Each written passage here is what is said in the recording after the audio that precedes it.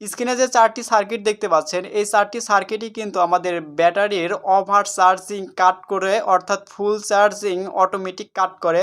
যখন ব্যাটারিটি full charge হবে তখন অটোমেটিক এই 4টি সার্কিটই কিন্তু কাট করে দিবে এবং নির্দিষ্ট একটা ভোল্টেজের নিচে নামলেই সরাসরি আবার চার্জ হওয়া শুরু করবে এই 4টি সার্কিটেই।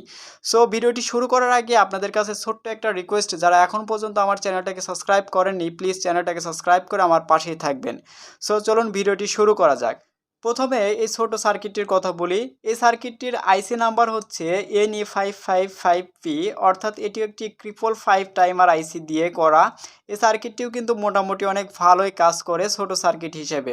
এখানে আমাদের সংযোগটি অবশ্যই আমাদের চ্যানেলে ভিডিও আছে, আপনারা দেখে নেবেন। এখানে জাস্ট দুইটি তার ব্যাটারি পজিটিভ নেগেটিভ সংযোগ দিবেন, দেন এখানে V+ এবং V- ভোল্টেজ ইনপুটে দিবেন এবং এখানে সরাসরি আমাদের যে ট্রান্সফরমার আছে বা পাওয়ার সাপ্লাই আছে সেটি সুইচিং হিসেবে এখান থেকে নেবেন। এই সার্কিটটিও কিন্তু অনেক সুন্দর কাজ করে, আপনারা চাইলে এই সার্কিটটিও ব্যবহার করতে পারেন। এরপরে আসে আমাদের এই একটু বড় সাইজের সার্কিট। এই সার্কিটটি মোটামুটি অনেক ভালো কাজ করে এবং অনেক লোকই এই সার্কিটটি ব্যবহার করে থাকে। এই সার্কিটটির মডেল নাম্বার হচ্ছে HCW M632। এই সার্কিটটি কিন্তু অটো কাট, তবে এই সার্কিটটি ব্যবহার করলে কিন্তু আপনাদের ট্রান্সফরমার অলওয়েজ পাওয়ারে 220 ভোল্টের পাওয়ারে থাকবে এবং এই সার্কিটটির মাধ্যমে আমাদের ব্যাটারি যে ভোল্টেজটা আছে সেই ভোল্টেজ থেকে এই সার্কিটটি সম্পূর্ণ চলবে।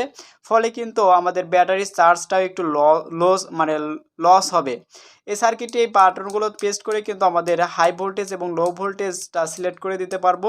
ফলে কিন্তু আমাদের এই সার্কিটটি খুব সহজেই ব্যাটারিটি ফুল চার্জ হলে আমাদের ডিসকানেক্ট করে দিতে পারবে।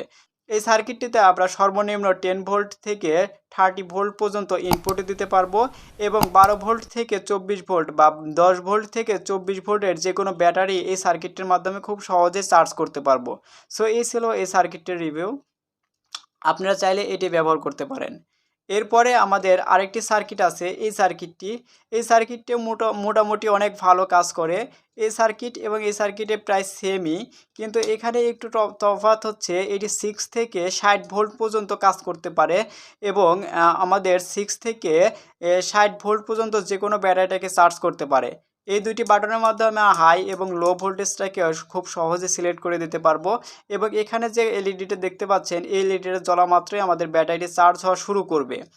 আর এই সার্কিটের মডেল নাম্বার হচ্ছে HW633, এর ভার্সন নাম্বার হচ্ছে V3.0.1।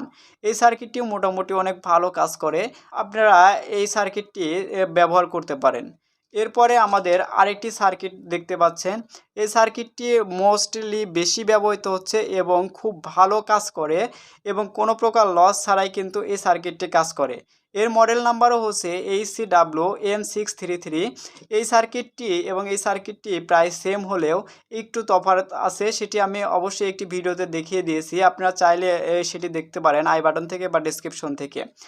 এই সার্কিটটির মাধ্যমে এখানে যে একটি ট্রান্সফরমার দেওয়া আছে, আমরা এখানে সরাসরি 220 ভোল্ট দিলে আমাদের এই ট্রান্সফরমার মাধ্যমে এই পুরো সার্কিটটি চলবে এবং এখান থেকে 220 ভোল্ট আউটপুট পাবো, যা আমরা এসএমপিএস বা ট্রান্সফরমার যে পাওয়ার সাপ্লাই আছে ব্যাটারির পাওয়ার দেওয়ার জন্য বা চার্জ করার জন্য সেই সিস্টেমটা বা সেই পাওয়ার সাপ্লাই ব্যবহার করলে আমাদের সরাসরি কিন্তু 220 ভোল্টটা অটো কাট হবে।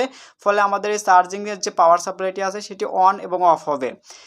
আর এটার মাধ্যমে কিন্তু আমরা সেম 6 ভোল্ট থেকে 60 ভোল্ট পর্যন্ত ইনপুট দিতে পারবো, অর্থাৎ আমাদের ব্যাটারি চার্জ করতে পারবো 6 থেকে 60 ভোল্টের যে কোনো ব্যাটারিকে আমরা চার্জ করতে পারবো।